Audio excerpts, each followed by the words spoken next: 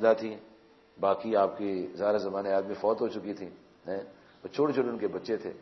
تو نبی صلی اللہ علیہ وسلم جب آپ کی بیٹی آتی تو کھڑے ہو کر استقبال فرماتے، اس کو شرف بخشتے، اس کے اعزاز بخشتے، اس کو محبت عطا فرماتے. اور ہمیں تعلیم دی ہے کہ جب ہم اپنی بیٹیوں کے لیے جب ہمارے گھر میں ہیں تو کس طرح ان کے لیے محبت کا اظہار کریں، کھڑے ہو کر ان کا استقبال کریں.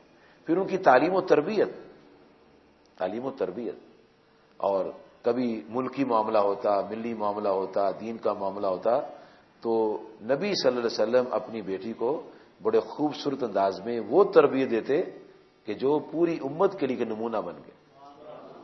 ایک دفعہ جناب علی کرم اللہ وجہہ نے خاتون جنت سیدہ بی بی فاطمہ رضی اللہ عنہا سے کہا کہ کچھ غلام اور خدام آئے ہیں تو آپ بھی نبی صلی اللہ علیہ وسلم کے پاس جائیں اور خدام حاصل کریں. تو بی بی فاطمہ رضی اللہ تشریف لائی، حاضر ہوئی، لیکن ہچکچاتی رہیں. آپ نے پوچھا بیٹی کیا مسئلہ ہے؟ کہا حضور ایسے کام کاج میں ذرا معاونت کے لیے خادم چاہیے. تو نبی صلی اللہ علیہ وسلم نے اپنے مرتبے اور منصب کے مطابق مرتبے اور منصب والوں کو نمونہ دیا. آقا کریم علیہ الصلوۃ والسلام فرمایا کہ بیٹا ہم نے دنیا پر دین کو ترجیح دی ہے، یہ لوگوں کے لیے ہے. میں تمہیں ایک وظیفہ بتا دیتا ہوں، جب تمہیں تھکان ہوا کرے وہ وظیفہ پڑھ لیا کرو، تیری تھکان دور ہو جائے گی. تو آقا کریم صلی اللہ علیہ وسلم نے فرمایا کہ آپ ہر نماز کے بعد 33 دفعہ سبحان اللہ، 33 دفعہ الحمدللہ اور 34 مرتبہ اللہ کو پڑھا کرو. اس کو فاطمی وظیفہ بھی کہتے ہیں، فاطمی وظیفہ. تو آپ نے یہ چیز ان کو عطا فرما دی. اچھا، اب پھر جب ان کی شادی ہوئی، دوسری بیٹیوں کی شادیاں بھی ہوئی ہے جی، ان کے ساتھ بھی آپ کی ڈیلنگ جو ہے وہ ساری کتابوں کے اندر موجود ہے. ان کا ایک واقعہ آتا ہے اور لڑکی والوں کے لیے اور لڑکے والوں کے لیے نمونہ دیا آپ نے کہ کس طرح اپنے داماد سے ڈیل کرنا ہے اور بیٹی سے کیسے گفتگو کرنی ہے. ایک دن نبی کریم صلی اللہ علیہ وسلم آپ کے گھر میں تشریف لائے تو پوچھا علی کدھر ہیں؟ اچھا، علی کیا لگتے تھے ان کے؟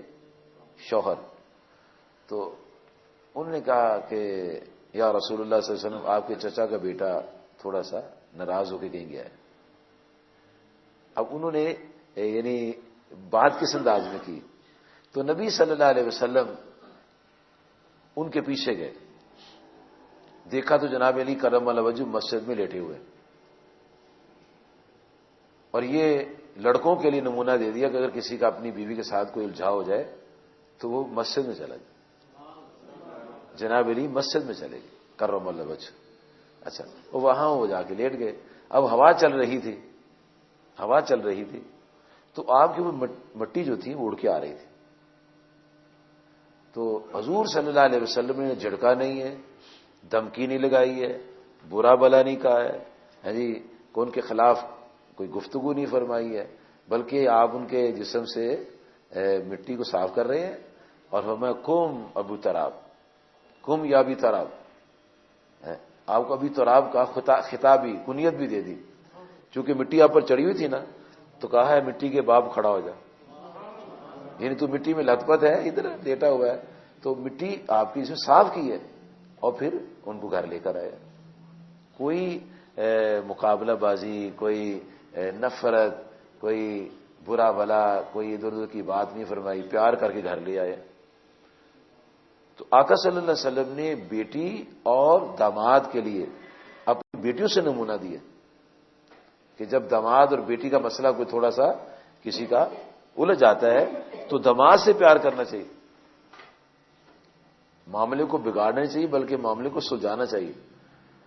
اور بیٹی فاطمہ رضی اللہ عنہا اور آپ کی دوسری بیٹیاں بھی جب نبی صلی اللہ علیہ وسلم کے گھروں میں جاتے تھے تو بیٹی فاطمہ رضی اللہ عنہا سرکار کائنات علیہ الصلوۃ والسلام کو دیکھ کے کھڑی ہو جاتی تھی اور آپ کے ہاتھ کو بوسہ دیتی تھی.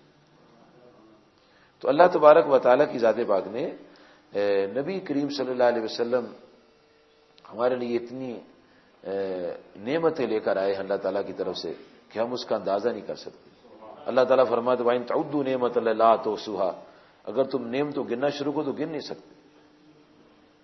نبی کریم صلی اللہ علیہ وسلم نے عورت کی پیدائش سے لے کر عورت کے بڑے ہونے تک پورے اس کے مرتبے بیان کر دیے. جب یہ بیٹی رہی تو فرمایا کہ ماں باپ کی شفاعت کا ذریعہ ہے. جب یہ بیوی بنی فرمایا یہ شوہر کے ایمان کی حفاظت کا ذریعہ ہے جی. اور جب یہ ماں بنی تو فرما دی اس کے پاؤں کے نیچے جنت. یعنی ہر سٹیج پر اس کے مرتبے کو نبی کریم علیہ الصلوۃ والسلام نے وضاحت کے ساتھ بیان فرمایا جی. اور ہمیں معاشرے کے اندر ہمیں تعلیم دی ہے. فرمایا خیرکم لأہلہ انا خیرکم لأہلی. نبی کریم صلی اللہ علیہ وسلم فرمایا کہ تم میں سے بہترین وہ لوگ ہیں جو اپنے گھر والوں سے بہترین سلوک کرتے ہیں، اور اس دنیا میں سب سے اچھا سلوک میں اپنے گھر والوں سے کرتا ہوں. عملی زندگی پیش کی ہے، عملی نمونہ پیش کیا ہے، اور تربیت بھی کی ہے. اپنی ازواج کی تربیت بھی کی ہے اور گھریلو حالات اور معاملات کا نمونہ پیش کیا ہے. ایک مرتبہ ایک بڑی موٹی عورت نبی صلی اللہ علیہ وسلم کے آستانے اقدس میں آئی تو بی بی عائشہ رضی اللہ عنہا سے اسے گفتگو کرتی رہی. جب اٹھ کے چلی گئی تو بی بی عائشہ رضی اللہ عنہا زوجہ مطہرہ جی ام المومنین سیدہ صدیقہ رضی اللہ عنہا عرض کرتی ہیں یا رسول اللہ صلی اللہ علیہ وسلم بہت موٹی عورت تھی. اب بیوی اور شوہر کا جو نظام ہے اس کو بھی سنوار کے دکھا دیا. جب ام المومنین رضی اللہ عنہا نے عرض کیا حضور کتنی موٹی عورت تھی، تو آپ نے فوری طور پر فرمایا اے عائشہ غیبت مت کرو. حالانکہ بہت عزیز ہیں بہت پیاری ہیں لیکن جب قانون کی بات آتی ہے تو قانون ان کو بھی سنا دیا کہ عائشہ رضی اللہ عنہ غیبت نہیں کرتے. ہم غیبتیں سنتے ہیں، ہم اپنے بھائی کے خلاف سنتے ہیں، اپنی ماں کے خلاف سنتے ہیں، ہم اپنی بھاوجوں کے خلاف سنتے ہیں، رشتہ داروں کے خلاف سنتے ہیں، بڑے چٹخارے لیتے ہیں، کہکے مارتے ہیں. لیکن نبی صلی اللہ علیہ وآلہ وسلم نے فوری طور پر تربیت فرما دی. فرمایا کہ اے عائشہ رضی اللہ عنہا غیبت نہیں کرتے. اچھا اب غیبت کا جب لفظ بولا گیا تو بی بی عائشہ رضی اللہ عنہا بڑی حیران ہوئی کہ اس میں کون سی غیبت کی بات ہے؟ کیا وہ موٹی نہیں تھی؟ تو اس میں کون سی غیبت کی بات؟ کیا جس کا جسم پھولا ہوا نہیں تھا؟ اب عرض کرتی ہیں یا رسول اللہ صلی اللہ علیہ وسلم اس میں غیبت کی کون سی بات ہے؟ موٹی کو میں نے موٹی کہہ دیا. تو کریم آقا علیہ الصلوۃ والسلام نے غیبت کے معنی سمجھائے. فرمایا اے ام المومنین غیبت پتہ کیا ہوتی ہے؟ کسی کی پیٹھ کے پیچھے وہ بات کہنا کہ اگر اس کے منہ پر کہو تو اس کو برا لگے، اس کو غیبت کہتے ہیں. کسی کے پیٹھ پیچھے وہ بات کہنا اگر اس کے منہ پر کرے اس کو برا لگے. ہمیں اگر تم اس کے منہ پر اس کو موٹی کہتے اس کو اچھا لگتا ہے برا لگتا ہے؟ برا لگتا ہے. ہمیں یہ تو غیبت ہے. اور جس کے اندر وہ نقص ہے وہ بیان کرنا غیبت ہو گیا، اگر نہ ہوتا تو پھر عیب ہو جاتا. دونوں طرح اصلاح فرمائی اور ان کی تربیت کر کے ہمیں ایک نمونہ دیا ہے کہ ہم نے بھی اپنے گھر کو خوبصورت رکھنے کے لیے اپنی ازواج کو اپنی خواتین کو ہم نے اس ترتیب سے سکھانا ہے. جب ایک دفعہ ہم ان کو ٹوک دیں گے دوسرے بولیں گی نہیں. ہم تو خود موقع دیتے ہیں، اس موقع سے ہمارا اپنا نقصان ہو جاتا ہے. نبی کریم صلی اللہ علیہ وآلہ وسلم صرف اپنی ازواج مطہرات نہیں بلکہ لوگوں کے ازواج کا بھی خیال رکھتے تھے. ان کی تعلیم و تربیت کا بھی دھیان رکھتے تھے، ان کے گھریلو حالات کو بھی سنوارتے تھے، ان کے لڑائی جھگڑے کو بھی درست فرماتے تھے. اللہ تعالیٰ بھی فرماتا تھا اور ان کے حالات جو تھے اس کے مطابق آپ صلی اللہ علیہ وسلم نتائج بھی سناتے تھے. صحابہ کرام رضوان اللہ علیہم اجمعین آقا علیہ السلام کے پاس بیٹھے گفتگو کر رہے تھے تو ایک صاحب کہتے ہیں یا رسول اللہ صلی اللہ علیہ وسلم ہمارے صاحب ایک عورت رہتی ہے